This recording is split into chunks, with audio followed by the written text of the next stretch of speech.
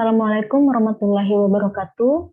Saya Ayu Aryani dari Prodi Perencanaan Wilayah dan Kota akan mempresentasikan tugas ekonomi wilayah dan kota, yaitu implementasi kebijakan ekonomi wisata perkotaan.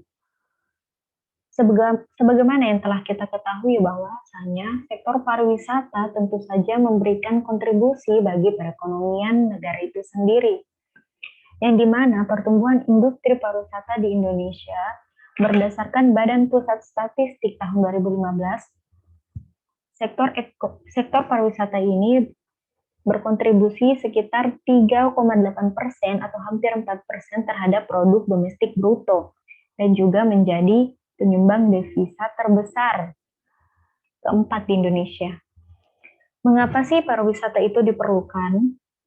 Berdasarkan Indonesia Investment, wisatawan mancanegara menghabiskan 1.100 hingga 1.200 US dollar per kunjungan, yang dimana hal ini tentu saja dapat meningkatkan produk domestik bruto negara dan juga dapat mengurangi pengangguran yang ada di Indonesia. Sebagaimana pada tabel berikut ini, bahwasanya jumlah wisatawan mancanegara di Indonesia selalu mengalami peningkatan tiap tahunnya, yang dimana 2010 hanya sekitar 7 jutaan menjadi 9 jutaan di tahun 2014. Adapun kebijakan-kebijakan yang dilakukan oleh pemerintah guna meningkatkan industri pariwisata ini yaitu dengan melakukan atau membuat sebuah revisi atau kebijakan. Pada tahun 2015, pemerintah Indonesia memberikan akses bebas visa ke 45 negara. Hal ini dilakukan dalam rangka mendongkrak sektor pariwisatawan. Adapun lagi di Instruksi Presiden nomor 5 tahun 2005, bahwasanya dihapuskannya kewajiban kabotage untuk kapal-kapal pesiar dan yah berskala internasional, yang dimana kabotage itu sendiri merupakan kegiatan angkutan dalam negeri yang menggunakan kapal-kapal berbendera Indonesia dan awak kapalnya harus berkewarganegaraan Indonesia. Tapi hal ini dihapuskan oleh pemerintah. Adapun pemerintah daerah seperti Kota Palu, mereka melakukan pengembangan pariwisatawan berdasarkan kepada Perda Undang-Undang Nomor 10 Tahun 2009 tentang kepariwisataan, yang dimana hal ini menjadi kebijakan dan regulasi kepariwisataan pemerintah daerah Kota Palu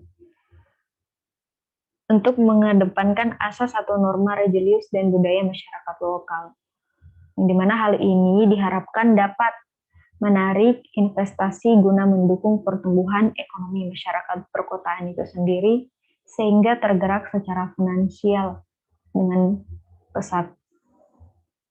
Kemudian, implementasi yang dilakukan oleh pemerintah yaitu melakukan revisi kebijakan guna meningkatkan kunjungan pariwisata yang ada di Indonesia, seperti yang telah dipaparkan di slide sebelumnya. Kementerian Pariwisata dan Ekonomi Kreatif Indonesia juga mempromosikan diri kepada turis-turis asing dengan slogan Wonderful Indonesia. Adapun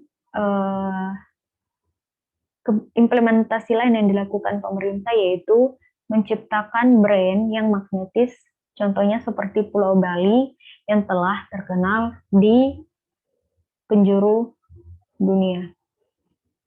Bagaimana sih kondisi pariwisata selama pandemi? Telah kita ketahui bahwa pandemik ini terjadi pada saat Februari hingga Maret awal pada tahun 2020, yang dimana pada kuartal 2 tahun 2020 tentu saja pertumbuhan ekonomi Indonesia mengalami penyusutan sebesar sekitar 5%. Dan kemudian di kuartal 3 Indonesia mengalami resis. Tentu saja hal ini berimbas kepada perekonomian Indonesia di berbagai sektor, termasuk sektor pariwisata. Akibat dari pandemik ini, kondisi pariwisata di Indonesia mundur hingga 20 tahun jika dilihat dari data wisatawan mancanegara yang berkunjung, yang dimana pada September tahun 2020, jumlah kunjungan wisatawan mancanegara hanya mencapai sekitar 3,5 juta orang. Dapat dilihat juga dari grafik berikut ini,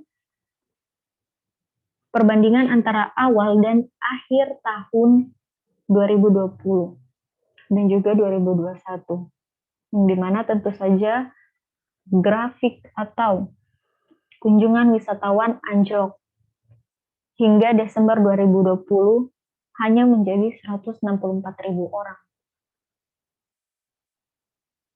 Adapun berbagai kebijakan yang telah dilakukan oleh pemerintah untuk mengatasi pemerosotan sektor-sektor ini, yaitu di mana pada Februari 2020, awal pandemi, pemerintah melakukan penghentian sementara pemberian bebas visa kunjungan kepada Republik Rakyat Tiongkok.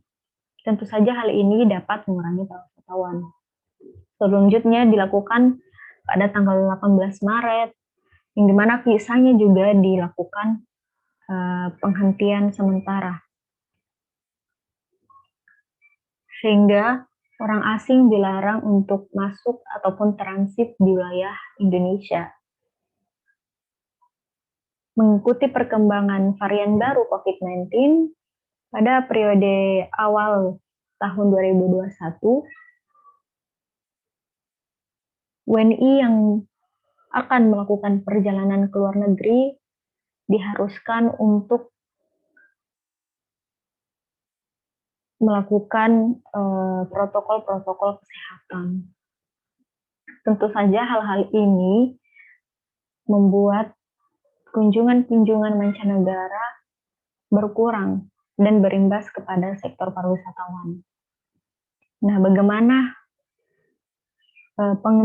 pengimplementasian pemerintah dalam melakukan hal ini, khususnya di ekonomi, yang dimana program perlindungan sosial bagi pekerja di sektor wisata Indonesia, pemerintah telah melakukan hal tersebut, di mana dengan merealokasikan anggaran kepemerintahan pariwisata dan ekonomi kreatif ke program padat karya bagi para pekerja yang bergerak di bidang wisatawan, sehingga tidak menjadikan atau tidak terjadi PHK besar-besaran.